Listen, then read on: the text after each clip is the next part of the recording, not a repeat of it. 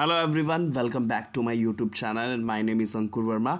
आज की क्लास के हमारा जो चैप्टर है उसका नाम क्या है? Contemporary centres of power. इसी के चलते जो हमारा टॉपिक चल रहा है उसका नाम है association of south east Asian Nations.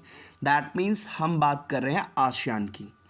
और आज की क्लास में हम आसियान की फॉर्मेशन के बारे में बात करेंगे कि आसियान बना कैसे और साथ के साथ उसकी इस्टेब्लिशमेंट कैसे की गई या फिर उसको बनाया कैसे गया, इसके बारे में डिस्कस करते हैं। सबसे फर्स्ट पॉइंट क्या कहते हैं? South east Asia establishing the association of south east Asian Nations, that means ASEAN. अब जो साउथ ईस्ट एशिया है, अब आप देख सकते हैं कि ये जो पोर्शन है इसको हम क्या कहते हैं? साउथ ईस्ट एशिया कहते हैं। तो साउथ ईस्ट एशिया के जितने भी देश थे मोस्टली, और इन सभी देशों ने मिलकर एक एसोसिएशन बनाई। इन्होंने सभी ने मिलकर एक ग्रुप बनाया और इस ग्रुप का नाम रख दिया उन्होंने आसियान। और आसियान की फुल फॉर्म क्या है?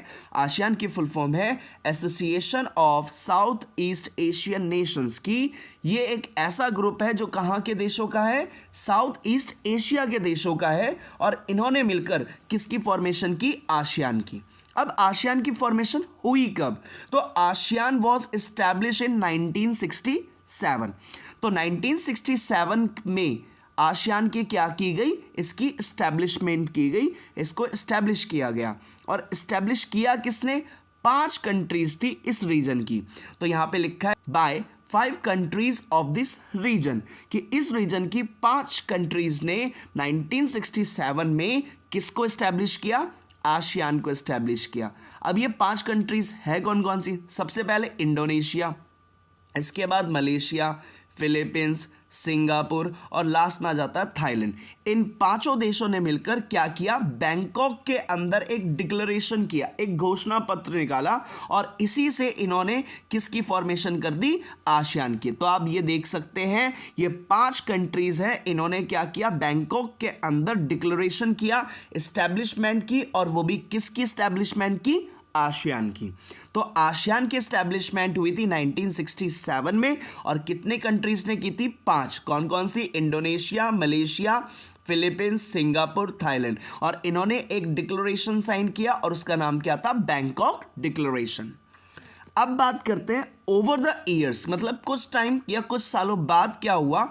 और भी 5 कंट्रीज आकर आसियान को क्या कर लेती हैं? ज्वाइन कर लेती हैं। जैसे कि इसमें आ जाता है ब्रुनेई दारुसलाम, इसके साथ साथ वियतनाम, लाओ, पीडीआर, म्यांमार, इसके साथ साथ बर्मा। मतलब कि म्यांमार को पहले किस नाम से जाना जाता था? बर्मा के नाम से। इसके साथ साथ आ जाता है कंबोडिया। 5 और देशों ने ज्वाइन कर लिया, और वो भी किसको ज्वाइन कर लिया? आसियान को। और 5 पहले थे और 5 बाद में आ गए। इससे क्या हुआ? आसियान के जो नंबर्स थे वो कितने हो गए? 10। और साथ के साथ आसियान को इससे क्या मिल गई? स्ट्रेंथ मिल गई कि और भी इसी रीजन की कंट्रीज अब इस ग्रुप में क्या हो गई? शामिल हो गई।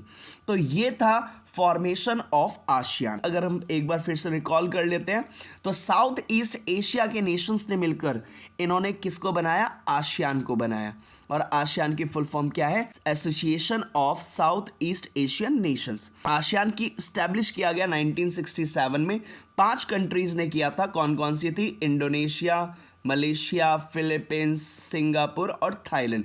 इन 5 ने मिलकर बैंकॉक में क्या किया? एक डिक्लेरेशन किया। इस डिक्लेरेशन से किसकी एस्टैब्लिशमेंट की गई? आसियान की।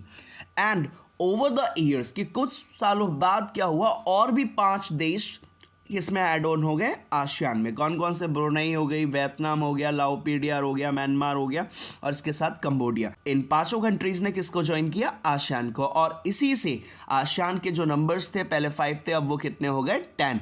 और इससे आसियान को बहुत ज़्यादा क्या हुआ? स्ट्रेंथ मिली। होपफुली आपको ये समझ में आया होगा। Thank you.